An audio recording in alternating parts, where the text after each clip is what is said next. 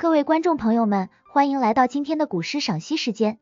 今天我们将一同走进唐代诗人孟浩然的世界，感受他笔下那份等待友人的深情与山间夜晚的清幽。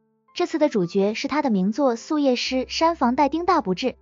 话不多说，让我们一起品味这首诗中的故事吧。宿夜诗山房待丁大不至原文如下：夕阳渡西岭，群鹤书已鸣。松月生夜凉，风泉满倾听。樵人归欲尽，烟袅期初定。之子期宿来，故秦后罗镜。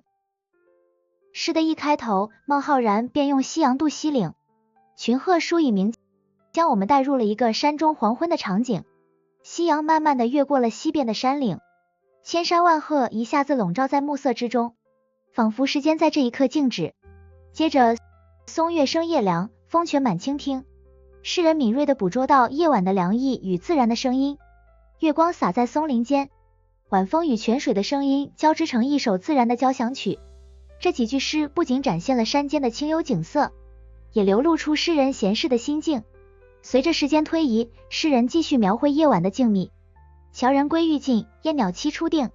砍柴的人已经快要全部归来，炊烟缭绕中，鸟也刚刚栖息停下。这一幅静谧的画面，仿佛让我们看到山林中一天的喧嚣渐渐平息，只剩下夜晚的宁静笼罩山谷。然而，在如此宁静美好的场景中，诗人的内心却并非完全平静。之子期宿来，故秦后罗镜，这一句点明了整首诗的主题。孟浩然原本与好友丁大相约一同夜宿，但丁大却迟迟未至。诗人怀抱一把琴，独自在藤萝遍布的小径上等待。这种等待中透出一丝孤寂，却也充满对友人的深切期盼。这首诗让我们不仅看到了一个美丽的山间夜晚，也感受到了诗人细腻而深沉的情感。特别是孤琴这一意象，既展现了诗人的孤独，也象征了他对知音的渴望。琴声需要知音，正如这山间夜晚的美景，也需要有人一同分享。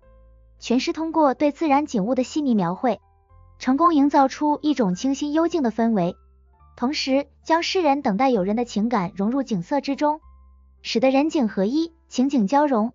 这不仅是一首描写自然的诗，更是一首描写友情的诗，充满了对人与自然关系的深刻思考。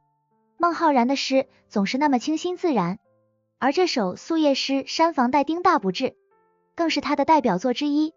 它不仅让我们感受到山间夜晚的宁静美好，还教会我们珍惜身边的朋友与共度的时光。今天的赏析就到这里啦。如果你喜欢这样的古诗分享，